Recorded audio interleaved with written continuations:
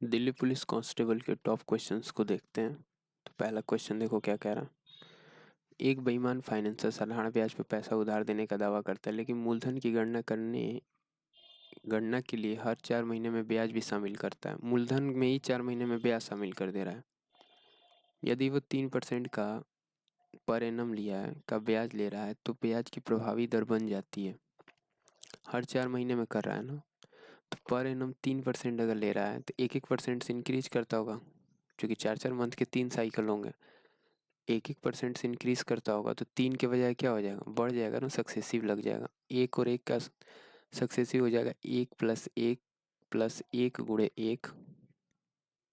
ठीक है, 1+1+1 × 1 तो ये कितना हो गया, 2.01 हो जाएगा। और फिर एक ऐड करोगे तो 3.01 हो जाएगा, प्लस 2 इसमें मल्टीप्लाई करोगे ना, तो 201 में 1 से मल्टीप्लाई कर दो, डिवाइड बाई 2 जीरो और चला जाएगा, इसका 2 जीरो चला जाएगा, इसका 100 तो होता ही है, तो 201 पे 4 जीरो चला जाएगा, तो 1 जीरो जी 201।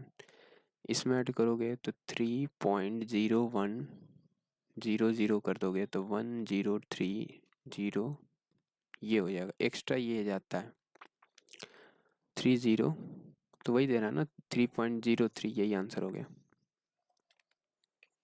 3 अभाज्य संख्याओं का योग 72 है। इन संख्याओं में से यदि एक संख्या दूसरी से 24 अधिक है, यानी एक मान लो x है, तो दूसरी क्या होगा, 24 + x। तो उनके उनमें से एक संख्या ज्ञात कीजिए।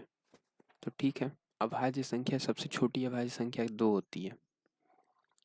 सबसे छोटी अभाज्य संख्या क्या है, 2 है। सम ऑफ 3 प्राइम नंबर्स इज 72। सबसे छोटी अभाज्य संख्या क्या है, 2 है, तो 2 घटा दो इसमें से, 70 हो गया। अब दो संख्याएं हैं ना, एक x है अभाज्य है, और एक क्या है, x + 24 है।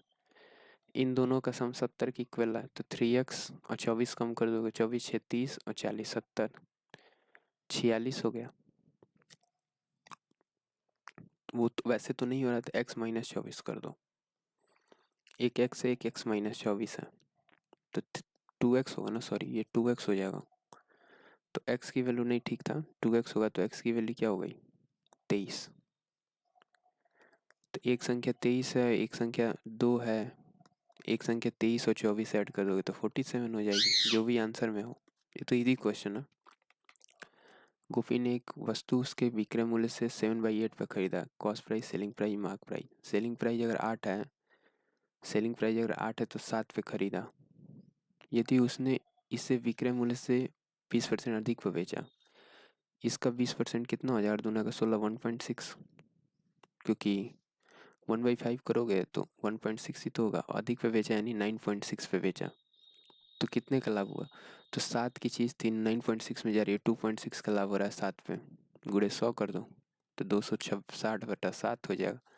7×7 = 49 और 1 50 हो जाएगा। 70 के 21 हो जाएगा ना, तो 30 तो हो ही गया, 210, और यहाँ क्या हो गया,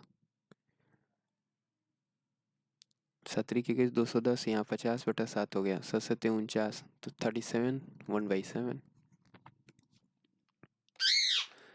दो संख्याओं का योग ये है, उनका एचसीएफ ये है। ऐसे योग संख्याओं के युग्मों कितने योग में वो बताना है। तो एचसीएफ है तो 56, तो संख्याएं क्या होंगी, दो संख्याएं के एक्स हो, एक सपोज संख्या है के वाई हो। क्यों मैंने ऐसे संख्याएं माना, तो इनका एलसीएम क्या होता है, ये ऐसे ही मैं मानता हूँ कि एक संख्या मान लो के एक्स है, फर्स्ट नंबर है, दूसरा नंबर क्या है, के वाई है, तो एलसीएम क्या होगा, के एक्स वाई, जहाँ एक्स वाई क्या है, को प्राइम है। एक्स वाई क्या हो गया, को प्राइम हो गया। और एच सी एफ क्या हो गया, के हो गया।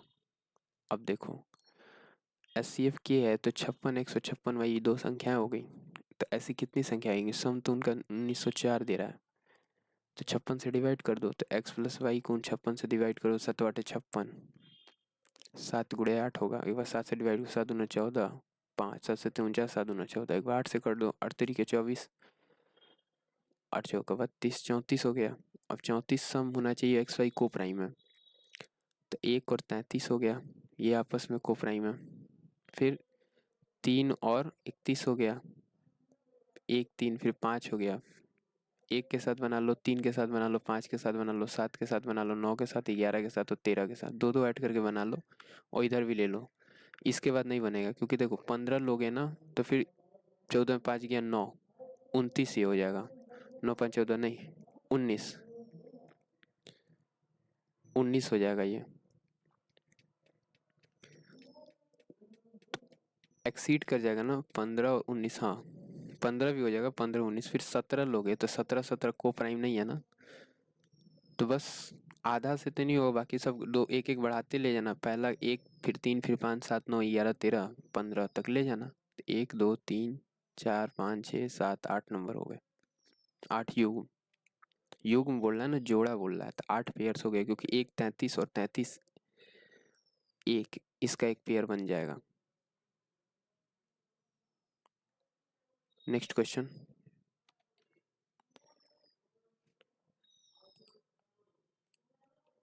ये क्वेश्चन कह रहा है x माना x बराबर 5 y बराबर 8 है, तो निम्नलिखित संख्याओं का आरोही क्रम में लिखिए। वैल्यू रख दो 5 6 6 बाई 7 10 बाई 13 1 बाई 1 हो गया 9 बाई 7, तो सबसे बड़ा तो यही नंबर है। अच्छा ये भी नंबर, ये बड़ा सबसे बड़ा है, आरोही क्रम में लिखना है ना, छोटे से बड़े में जाना है, तो सबसे बड़ा ये है 9 बाई 7, फिर उसके बाद 1 आएगा। तो देखो किस में 9 बाई 7 ये वाला है ना, क्योंकि 8 और 1 9 है, और ये है, तो ये दोनों साथ में आएंगे सब। देखो किस में आ रहा है, इसमें भी आ रहा है, इसमें नहीं आ रहा है, इसमें आ रहा है, इसमें नहीं आ रहा है, दो तो ऑप्शन एलिमिनेट हो गया। अब दो में देखो इन दोनों में कौन बड़ा है, तो इंडिविजुअल भी डिवाइड कर सकते हो। ये 0.8 हो गया, 7/56, तेरह 7 91 हो गया 0.7, तो ये वाला नंबर बड़ा है ना, तो ये वाला पहले आएगा, तो ये वाला गलत हो गया क्योंकि इसमें देखो ये आ गया पहले, तो एक ऑप्शन ये हो गया। ये इजी क्वेश्चन था, आप सिंपली भी कर सकते हो, कोई दिक्कत नहीं।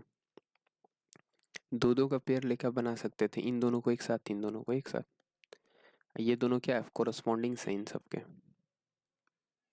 नेक्स्ट क्वेश्चन,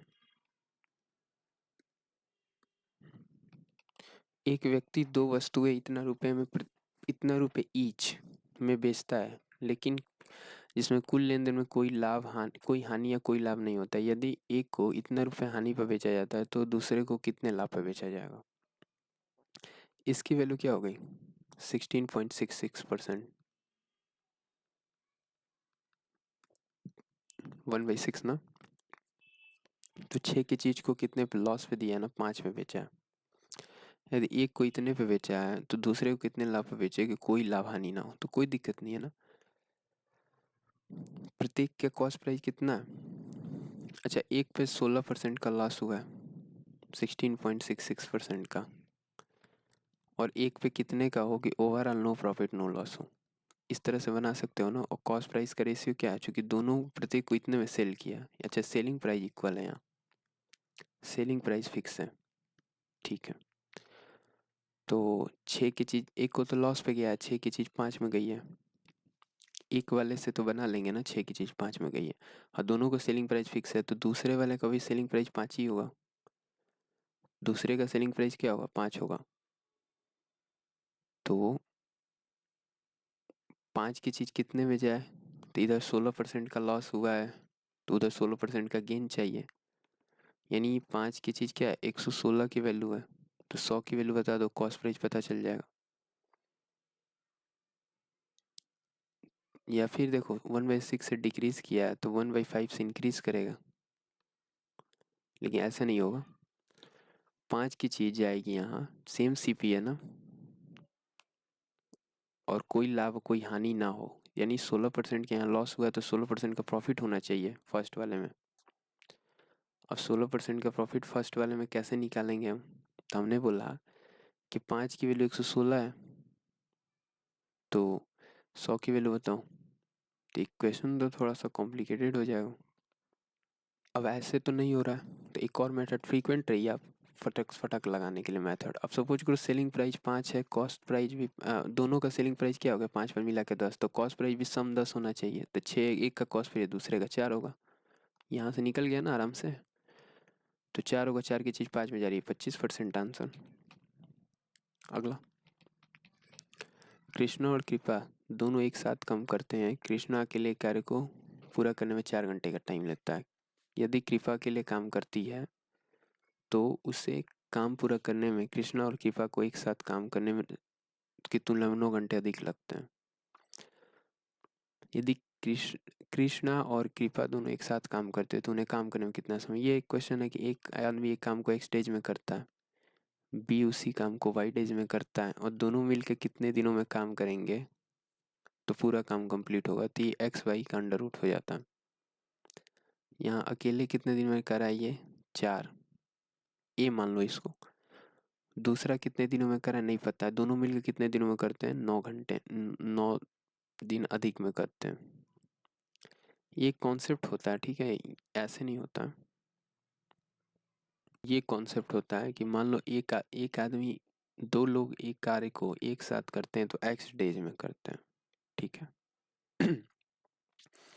अगर ये ए अकेला करता है तो कितना अधिक टाइम लेता है, मान लो कि एक्स प्लस ए अधिक लेता होगा। बी अकेला अगर लेता है तो कितना लेता होगा, एक्स प्लस बी। तो दोनों एक साथ जब काम करते होंगे तो कितना टाइम लगेगा, ये under root of X plus A और एक्स प्लस बी हो जाएगा। इसी फॉर्मूले पे ये है, बस इसी फॉर्मूले पे पुट कर दो। यदि दोनों एक साथ काम करते तो उन्हें काम पूरा करने में कितना लगता। ये 4 अधिक ले रहा है और ये कितना ले रहा है, 9 अधिक ले रहा है। तो 4 और 9 अधिक ले रहा है ना, ऐड करने पर आया है तो ये मल्टीप्लाई कर लो, आंसर हो जाएगा।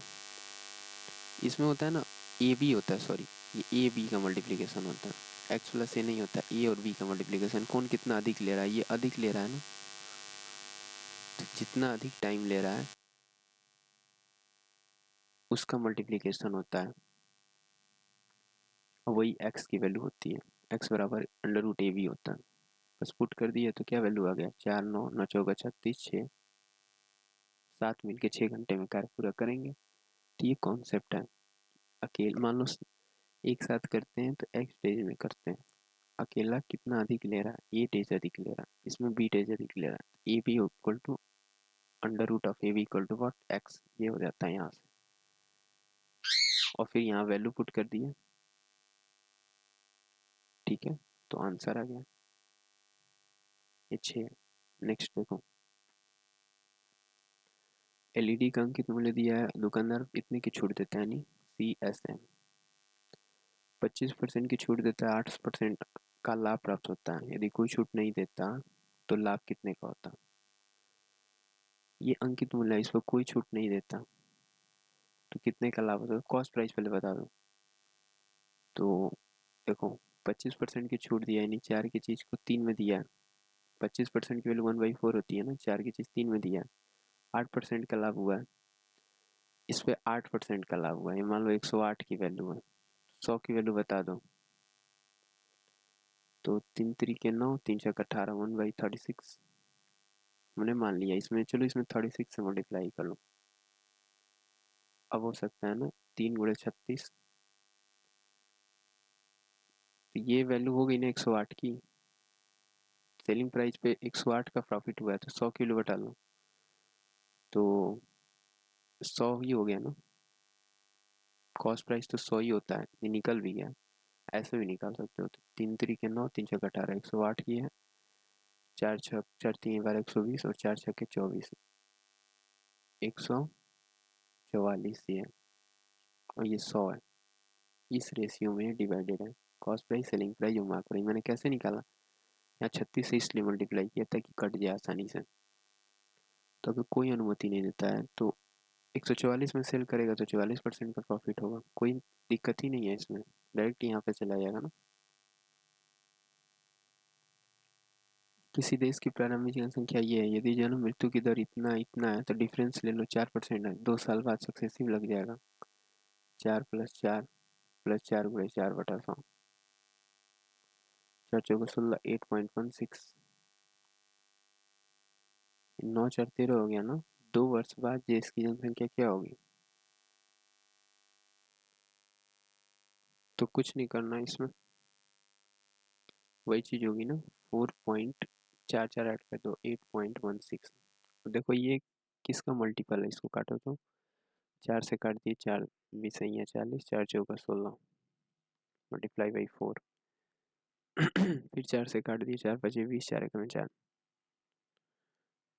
17 3 51, 17 का मल्टीपल है।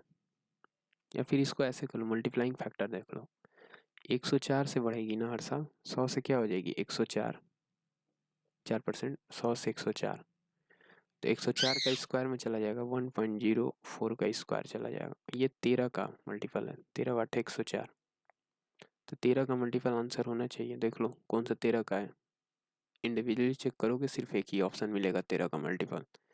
ये मल्टीपल चेक करके भी आंसर आप निकाल सकते हैं।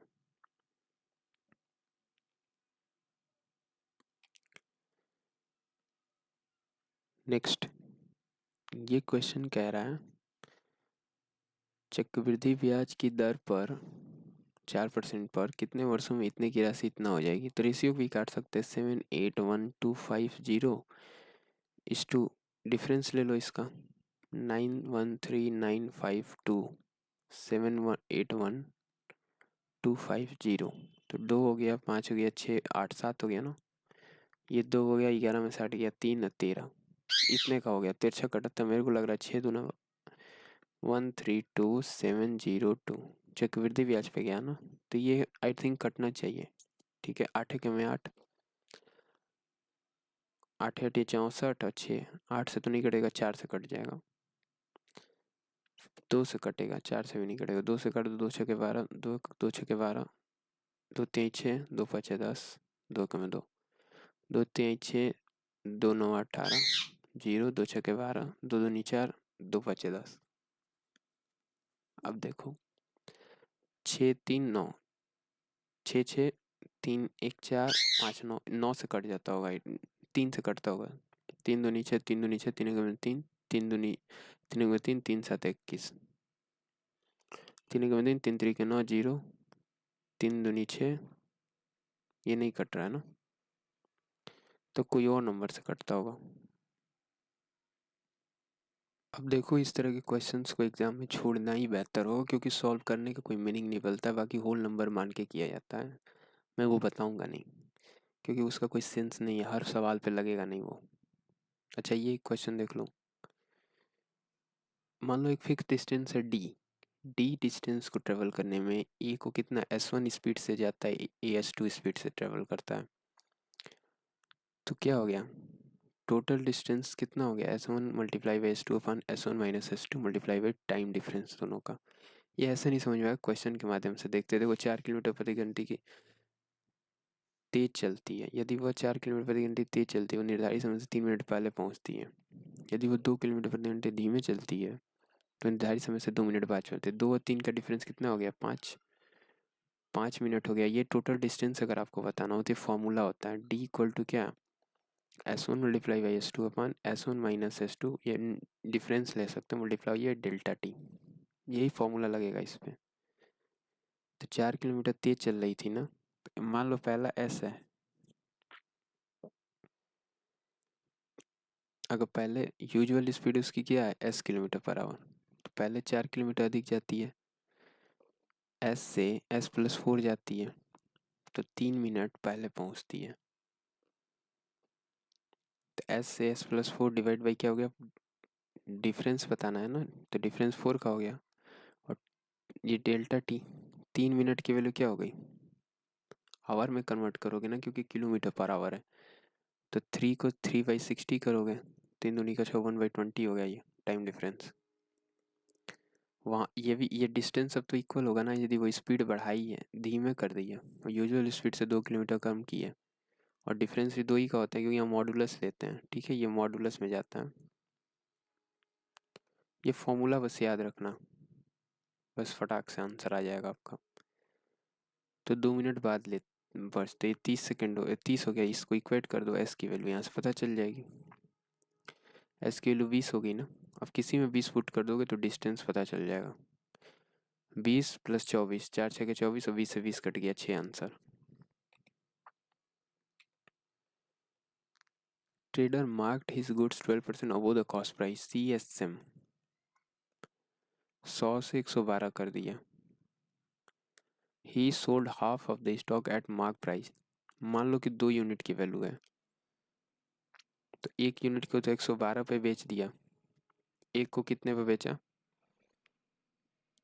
1 यूनिट को बेचा 112 पे, एक को क्या किया? 1 quarter of discount 12%. 1 quarter at discount of 12% on the mark price and the rest of discount of 30% on mark price. तो 4 ही मान लो, 1 क्वार्टर बोलना है ना, 8 मान लो, तो 4 4 हो गया ना. तो 4 को बेचा होगा कितने में? 112 में. बाकी 4 को क्या किया होगा? इसके 1 क्वार्टर को कितने में बेचा? At a 12% discount. तो इसको बेचा होगा 12% डिस्काउंट पे. तो ठीक है ना, इसको डायरेक्ट आप डिस्काउंट ओवरऑल कितने का डिस्काउंट दिया ये बता देते हैं. तो एक को पहले हाफ को तो किसने भी नहीं बेचा, 0% डिस्काउंट. दूसरी बार में 1 क्वार्टर है, इसको कितने में बेचा होगा? आधा बचा होगा, इसको 12% डिस्काउंट पर बेचा होगा. फिर कितना बचा होगा? 1/4 बचा होगा, इसको कितने में बेचा है? 30% पे. ओवरऑल कितने का डिस्काउंट दिया है? टोटल डिस्काउंट कितना हो गया? 12. टोटल डिस्काउंट यहाँ से निकाल दोगे ना, 4 तिहाई 12, ये तो 0 हो गया, ये 3 हो गया, और ये कितना हो गया? 15/2 7.5. तो 7 3 10 10.5 का डिस्काउंट. ये डिस्काउंट है, निगेटिव साइन से जाएगा. तो 10.5 का डिस्काउंट दिया ना, कह रहा देन द गेन ईच. तो पूरे पर 10.5 का डिस्काउंट दे दिया है, तो कितने का गेन हुआ? इतना तो समझ में आया ना कि आप पहले निकालो कितने का टोटल डिस्काउंट दिया, ये सब हटा दो. ठीक है, इन सबको कोई सेंस नहीं बनता इस टाइप के क्वेश्चंस में, ये मेथड लगेगा ही नहीं. तो बस ऐसा समझ लो कि आधे को कितने में बेचा? 0% पे. फिर आधे को, आधे का आधा बचा, जो ये बचा ना रेस्ट, इसका 1/4 कितने में बेचा? यानी कह रहा है half of the stock at mark price, 1 quarter at discount of 12%. यानी एक का आधा बेच दिया 0% पे, नो डिस्काउंट. इसका 1/4 कितने में बेच दिया? एक ही का पूछ रहा है, एक ही का आधा बेच दिया 0% पे, इसी का 1/4 कितने पे बेचा? जो भी 12% पे, और इसी का 1/4 जो बचा वो 30% पे बेचा. तो इफेक्टिव डिस्काउंट इसका कितना हो गया? माइनस में जाएगा ना, ये डिस्काउंट है. तो पहले तो इंक्रीज की हो ये 12%, और वो की हो कॉस्ट प्राइस से, तो पहले तो प्लस की हो और फिर डिस्काउंट दिए हो. ठीक है, डिस्काउंट दिया, पहले तो इंक्रीज किए, फिर क्या किए? डिस्काउंट दे दिए -10.5 का. तभी तो यहाँ सेलिंग प्राइस तक पहुँचोगे. पहले सी से एम पे गए हो और फिर डिस्काउंट दियो, तो बस सक्सेसिव लगा लो, सक्सेसिव लग जाएगा. 12 minus 10.5 minus 12 multiply by 10.5 divide by 100, और इसका 100 चला जाएगा यहाँ 10 और बस काट लो, या फिर 21 5 105 और 20 5 100, 2 छक्के 12, 6 में 6 6 दूना 12, ये हो गया ना. तो 12 में से तो ये तो घट जाएगा वैल्यू, 1.26 होगा ना, क्योंकि 100 है, 0.1 गया, ये 100 था, तो यहाँ 20 था, तो 1.26 हो गया. बस 12 में से 1 कम करोगे तो 11 हो जाएगा, 11. और 0.26 कम करना है, या फिर दोनों इसको ऐड कर लो, तो 11.76 ये हो गया.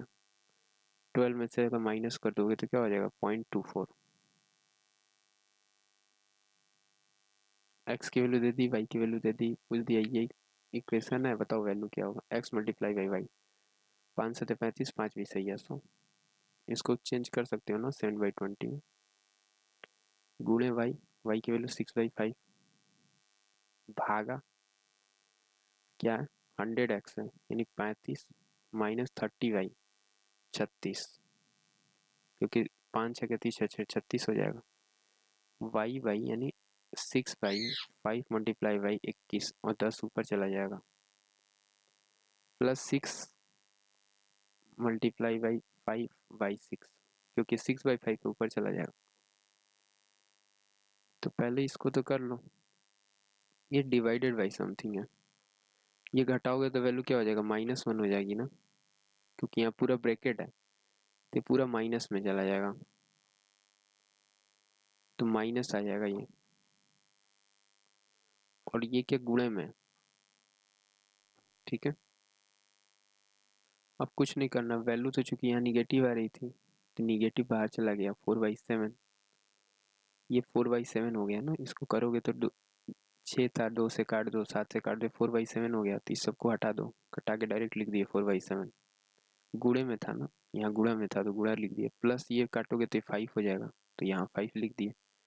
सिंपली इसको सॉल्व कर लोगे तो क्या होगा, नीचे तो 25 हो जाएगा, ऊपर 6 हो जाएगा, 4 से गुणा कर दोगे तो -0.24 हो गया, प्लस 5 ऐड कर दोगे तो 4.76 आंसर। नेक्स्ट, अम्ल है 3 PQR की सांद्रता दे दी 15%, 20%, 25%, 35%, ठीक है। The concentration of 3 acids PQR is given as 15%, 25% and 35% respectively.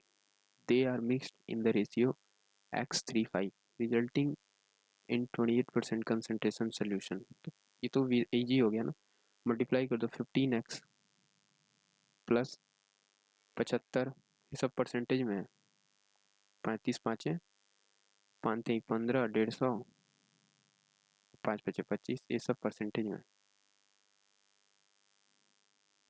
28% सांद्रता बन गया ना टोटल, 5 3 8 x प्लस 8 मल्टीप्लाई करो 28 से, बस अब x की वैल्यू यहाँ से निकाल लो, 28 में से 35 गया कितना, 13 हो गया, 28 5 28 8 है, तो 8 दूना 16 160 माइनस 160, इधर सर चला जाएगा, 8 दूना 16 8 64 माइनस 64, तो 64 और 6 70 5 75, तो 6 और 5 11 हो गया, इसको कम करोगे तो -10 होगा ना, इसमें से कम कर दोगे तो 15 हो जाएगा, तो 15 1 16 26, एक्स की वैल्यू क्या हो गया 2, क्योंकि ये परसेंटेज में आ रहा है ना, 13x की इक्वल ये है, तो x की वैल्यू क्या होगी 2%, ठीक है।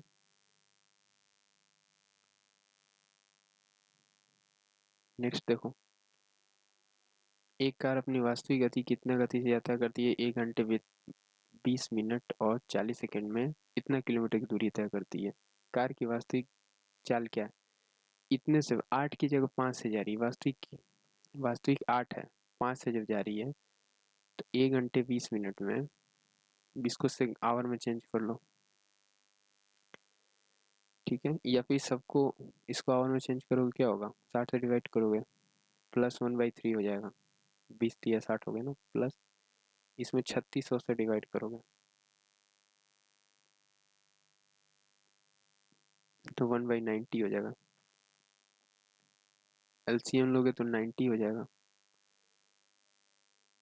या फिर इसको ऐसे रहने दो, 3 × 3 = 4/3, ये सेकंड है ना, 40 सेकंड ही अप्रोक्सीमेट ले लो, क्योंकि देखो सारी वैल्यूज लगभग अप्रोक्सीमेट में जा रही है, तो 4/3 हो गया ना, तो 4/3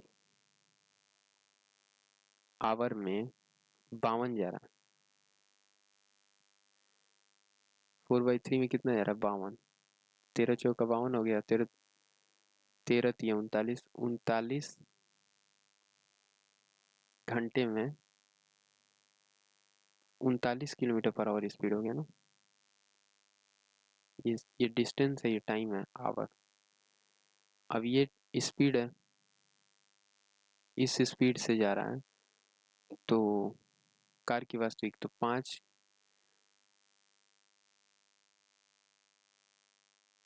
की वैल्यू ये हो गई ना, इसे रहने दो, ये 5 की वैल्यू हो गई, 5 की वैल्यू को 39 है, तो 8 की वैल्यू क्या होगी, अब निकालना पड़ेगा, इसे रेशियो से कर सकते हो कि 5 की वैल्यू 39 है तो 8 की वैल्यू क्या होगी 64 के पास नंबर जाएगी, 64 माइनस में जाएगी। 5 6 30 होता है ना, 5 7 35, 7 8 56, 56 हो गया। 7 गुना तो हो रहा है ना, 7 8 56, 56 हो गया। 35 और 4 39 हो गया, 4 बच रहा है। और 5 5 8 40 0.8 से मल्टीप्लाई कर देना, 7.8 से। यहाँ पे 0.8 से मल्टीप्लाई, 8 8 64, 6.4, 6 6 12, 62 पॉइंट समथिंग। लेकिन ये अभी अप्रॉक्सीमेट वैल्यू है, तो 62 के पास नंबर आएगी, यही है ऑप्शन। 7 से बड़ी अभाज्य संख्या को 6 में विभाजित करने पर क्या शेषफल प्राप्त होगा? कोई प्राइम नंबर होता है ना, वो 6 की या तो +-1 के फॉर्मेट में होता है, कोई भी एनी प्राइम नंबर। अब देखो 6 से डिवाइड करोगे तो क्या हो जाएगा कि +-1 आएगा रिमाइंडर, या तो +1 आ जाएगा या -1 आ जाएगा, क्योंकि 6 से तो ये 1 कटेगा ही ना, रिमाइंडर 1 ही हो जाएगा 6 के लिए, ये पूरा कट जाएगा 6 के, तो +-1 रिमाइंडर बचेगा, या तो 1 बचेगा या -1 बचेगा। एक ही ऑप्शन है। 7 से बड़ी अभाज्य संख्या को 6 से डिवाइड, इसका कोई मतलब नहीं था, ये कोई भी अभाज्य संख्या हो ना, वो इसी फॉर्मेट में होती है। ठीक है, चलो। और एक ऑप्शन एक अपने से मान भी लिया है कि केवल मान लो 3 ले लिए तो 36 18 19, इसको 6 से डिवाइड करो तो भी +1 आएगा, 7 ले लिए तो -1 वाला आ गया। द सिंपल इंटरेस्ट ऑन इतना at a certain rate of interest for 3 years is this. 24 थी बात, अच्छा 3 साल क्या है तो 24 सिंपल इंटरेस्ट है ना, 24 थी बात, तो 24% तो 10% पर एनम क्या है, रेट इंटरेस्ट है। कह रहा है what will be compound interest on the same sum at the same rate for the same time. 3 साल कंपाउंड इंटरेस्ट 33.31 होता है। 24 30 है, तो ये परसेंटेज है तो 2 जीरो कैंसिल हो जाएगा, ये खत्म हो जाएगा। 10 है तो ये पॉइंट हट जाएगा, तो 24 गुड़े 331, 6 से काट दो, 6 कम 6 छतरी 18, छतरी 18 19, फिर 4 से काट दो, 4 6 24, 4 2 4 बटे 32, 2 34, 4 3 4 9 36, 9 39, 9 3 4 4 3 7, इसको 4 6 में ब्रेक कर दिए। ये तो इजी हो गया ना, 3 की पावर n-2 की पावर n और 3 की पावर n+2 की पावर n एक अभाज्य संख्या, n की वैल्यू 2 मान लो, 9 में से 2 गया, 9 में से 5 गया 4, 9 में से 4 गया 5, और 9 और 4 13, अभाज्य संख्या हो गया ना, n की वैल्यू 2 रख दो, ऑप्शन पुट कर लेना एक एक करके। ए व्यक्तिगत रूप से काम को 15 और बी व्यक्तिगत रूप से 20 दिनों में पूरा कर सकता है। बी 1 अक्टूबर को काम करना, पहले बी स्टार्ट किया और अल्टरनेट डेज पे काम करें वैकल्पिक दिनों पर, तो काम कब समाप्त होगा? पहले बी कर रहा है ना, तो बी 3 यूनिट, एलसीएम ले लो, 15 20 का एलसीएम क्या हो गया 60। इफिशियंसी मिल गया, एक इफिशियंसी क्या होगी 4 यूनिट, बी की 3 यूनिट, पहले 3 यूनिट होगी, दूसरे दिन 4 यूनिट होगी, तो 2 दिन में कितने हो रही है, 2 दिनों का काम कितना है 7 यूनिट्स। ठीक है, हमको चाहिए 60 के पास, तो 7 8 है 56, 8 दूना का 16, 16 दिनों में 56 यूनिट का काम हो गया रहेगा। अब अगले दिन फिर 3, 17वां दिन क्या आएगा, 3 आएगा, 3 यूनिट होगा, बी आएगा, तो ये 59 हो गया, और 18वां दिन 18th डे क्या होगा, ए आएगा, जो कि 1 यूनिट करेगा, और एफिशिएंसी क्या है 4, तो 1/4 डे में कंप्लीट कर लेगा, क्योंकि इतना यूनिट हो गया रहेगा ना, तो ये हो गया। तो ठीक है, 18वें दिन काम कंप्लीट होगा, एक में 18, 18 तारीख को हो जाएगा। 150 मीटर की दौड़ में आर एस को 9 मीटर से हराता है, 9 मीटर से। 150 मीटर की दौड़ में आर एस को 9 मीटर से, यानी for the fix time, race में क्या होता है टाइम फिक्स होता है ना, टाइम तो फिक्स होता है कि भाई टाइमर जैसे क्लोज होगा, अब जो जितना ज़्यादा चले कोई कंप्लीट कर पाता है, कोई नहीं कर पाता है, ये कंप्लीट नहीं कर पाया, आर तो 150 मीटर चला गया, ये 9 मीटर कम चला होगा, 141 चला होगा फॉर द फिक्स टाइम में। यदि एस 15 मीटर की बढ़त लेता तो उनके बीच बराबरी पाने के लिए दौड़ कितनी लंबी होनी चाहिए? 15 मीटर की बढ़त चाहिए ना, यहाँ 9 यूनिट है, 9 यूनिट का गैप आ रहा है ना, अगर इसको 15 चाहिए तो क्या करना होगा, 5/3 से मल्टीप्लाई करना होगा, तो समय 5/3 से मल्टीप्लाई कर लो। 250 मीटर की रेस होनी चाहिए। समझ में आ रहा है? आर और एस। आर 150 मीटर कंप्लीट किया होगा, एस कितना, एक 141 मीटर चला होगा। इसके बीच का गैप 9 मीटर का है। अगर हमको इसको 15 मीटर चाहिए तो इसको क्या करोगे, 5/3 से मल्टीप्लाई करोगे ना। तो 5/3 से मल्टीप्लाई करोगे तो सब में 5/3 से मल्टीप्लाई हो जाएगा। तो अब दौड़ कितने मीटर की हो गई, 250 मीटर की हो गई।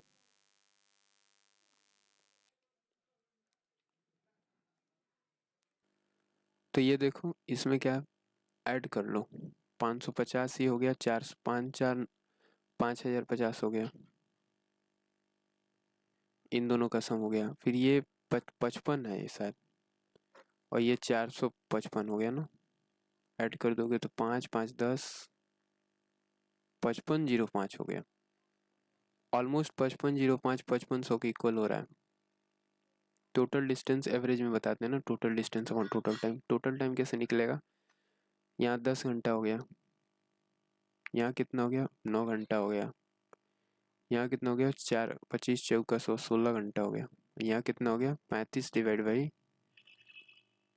55, नहीं नहीं 55 divide by total distance upon total speed से कर देते हैं ना, तो टाइम पता चलता है। ये हो गया 5 11 5 55 है, 5 7 है 35, यहाँ 7 हो गया, ऊपर 11 हो गया, 11/7। यहाँ 5 रहने ही दो। अब देखो यहाँ कितना, ये सबको जोड़ोगे तो 9 6 15 25 10 35, 35 प्लस समथिंग आएगा। तो 7 तरीके 21 210, 7 बचे 35 और 11, 5 1 6 3 2 5, 256 डिनोमिनेटर में होगा, एक ही ऑप्शन में है आंसर। कैलकुलेट करना है इसका एचसीएफ, तो ऊपर वाले कैल्शियम नीचे वाले का एचसीएफ लेते हैं। पहले इसको क्या करो, फ्रैक्शन में कन्वर्ट कर लो। 175 डिवाइड बाई 100 मल्टीप्लाई बाई 9, क्योंकि डिजिट है ना यहाँ 0.5, यहाँ 556 फिर 5.6 था, तो डिवाइड बाई 10 गुणे 12, ये 7/8 है। तो 7 8 18 17, 4 से काटोगे तो 4 कम 4 14 चौका 56, 4 3 12, 2 7 14, 2 5 10, ये हो गया 25 7 175, 25 चौका 100, न चौका 36। अब नीचे हो गया 36, यहाँ 15 हो गया, यहाँ 7/8। एलसीएम ले लो, ऊपर वाले का एलसीएम लेते हैं ना, एचसीएफ बताना होता है। अच्छा एचसीएफ बताना है ना, तो ऊपर वाले का एचसीएफ लेते हैं, नीचे वाले का एलसीएम। तो ऊपर वाले का एचसीएफ क्या है, 7 है, वो नीचे वाले का एलसीएम ले लो, 15 और 36। देखो 36 और 8 कैल्शियम लोगे तो 4 9 36, 4 दूना 8, 36 दूना 72 हो जाएगा। 72 और 15 कैल्शियम लोगे, 24 3 72, 3 5 15, 24 5 120 हो जाएगा। डिनोमिनेटर में तो 120 आ रहा है। चलो न्यूमिनेटर में 7 आ रहा है ना, यहाँ कहीं कुछ एरर हो गया होगा, रिवाइंड करके देख लेना तुम लोग। फर्स्ट ऑप्शन एक बार और कर लेते हैं, 25 7 175, 25 चौका 100, 9 चौका 36, ये 56 है बटा 12 गुणे 9, 100 10 है, तो 14 चौका 56, 4 3 12, 2 7 14, 2 5 10, 5 3 15, 7/15 ये हो गया, 7/18 ये हो गया, 18 है ये, 18 चौक 72 हो गया था ना। देखो 36 और 18 का लोगे तो 18 दूना 36, 36 ही एलसीएम होगा, और 36 में 15 का लोगे तो 180 हो जाएगा। ठीक है, देखो 36 और 15 क्या, क्योंकि 18 और 36 कैल्शियम, तो 18 और 36 हो जाएगा, 36 15 को लोगे तो 12 3 36 और 3 5 15, 36 5 180। ये क्वेश्चन 2 और आ गया, लास्ट क्वेश्चन। एक स्कूल में 45% स्टाफ महिलाएं हैं, 45% महिलाएं, तो 55% क्या होगा, पुरुष होगा।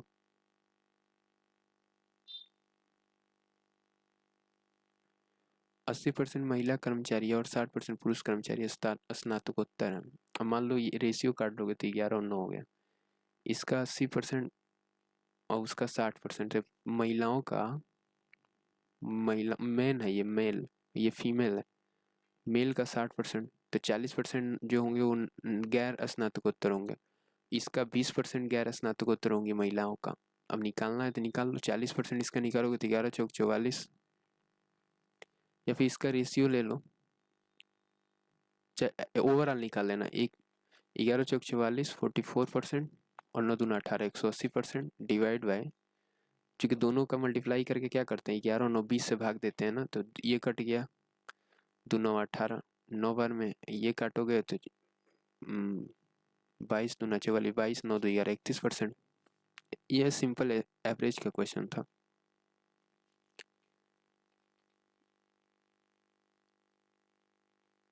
एक धनात्मक पूर्णांक को अभाज्य पूर्णांक कहा जाता है यदि यह स्वयं और एक के अलावा किसी भी धनात्मक पूर्णांक से विभाजित नहीं है। A positive integer is said to be prime if it is not divisible by any positive integral other than itself and 1। कोई भी प्राइम नंबर होता है, या तो वो कोई नंबर प्राइम है, ये कैसे बताओगे? या तो वो 1 से डिवाइड होता हो, या नंबर इटसेल्फ, उससे डिविजिबल हो। मान लीजिए कि एक अभाज्य संख्या है जो 5 से बड़ी है। जब k स्क्वायर प्लस 19 को 12 से डिवाइड किया जाता है तो शेषफल होता है। 5 से बड़ी एक अभाज्य संख्या ले लो अपने मन से, 7 हो गया। 7 का स्क्वायर प्लस 19, 49 प्लस 19, इसको 12 से डिवाइड करो तो बच्चों 48, 1 हो जाएगा। 12 में 12 7 19, 7 हो जाएगा, रिमाइंडर 8 दे देगा। वैल्यू मान लेते हैं, आंसर आ जाता। तो कितना देर का सेशन हो गया? 41 मिनट का करते हैं सेशन को द एंड। नेक्स्ट सेशन में मिलेंगे।